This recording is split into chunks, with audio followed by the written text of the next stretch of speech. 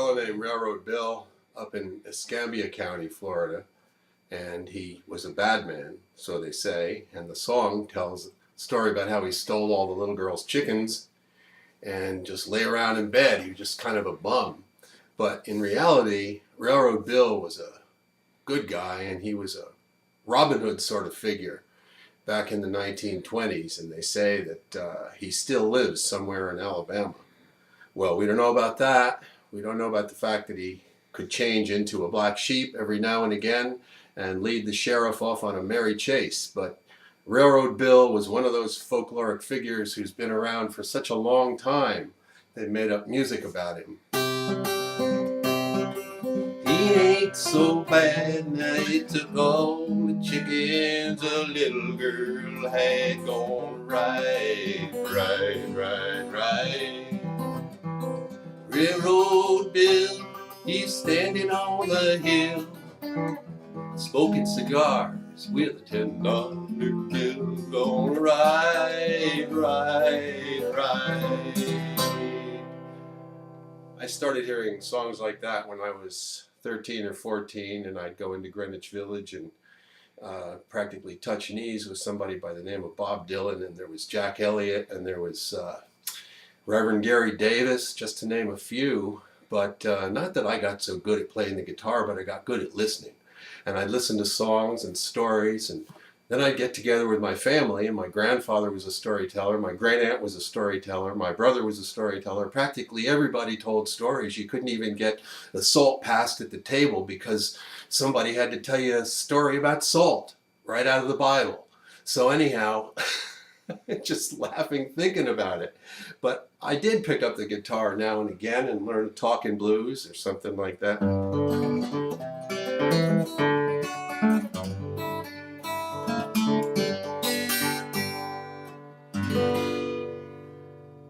And I started writing because my mom wanted me to be a writer and a storyteller and a folklorist. So I did go to college and I did learn the folklorology and became a writer. And I guess I've written some 70 books or something like that. I can't really remember. But I'm always writing, and I'm always telling stories, and I'm always playing the guitar. And I'm always learning new chords.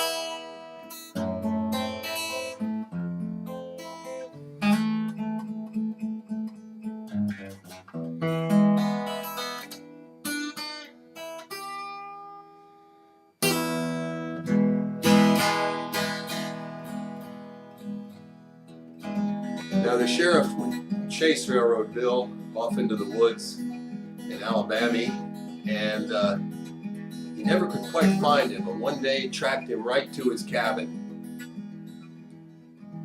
He looked up on the cabin porch, thought he saw a shadow of a man, got real close and pulled out his 6-shooter, and turned out it wasn't a man, it was a big black dog. That was Railroad Bill.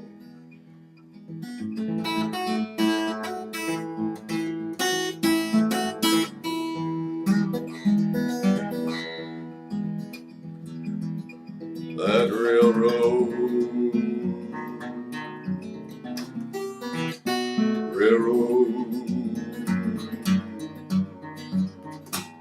railroad Bill.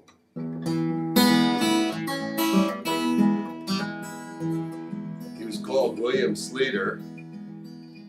He was called Morris Slater. He was called Railroad Time. Nobody knew his real name. After the sheriff shot him dead in a gunfight that lasted hours,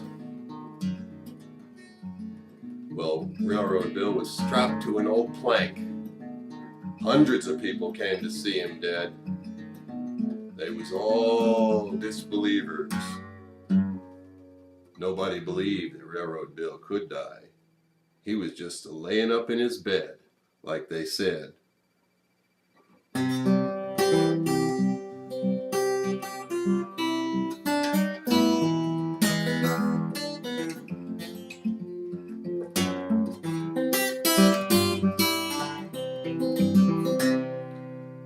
Old Railroad Bill.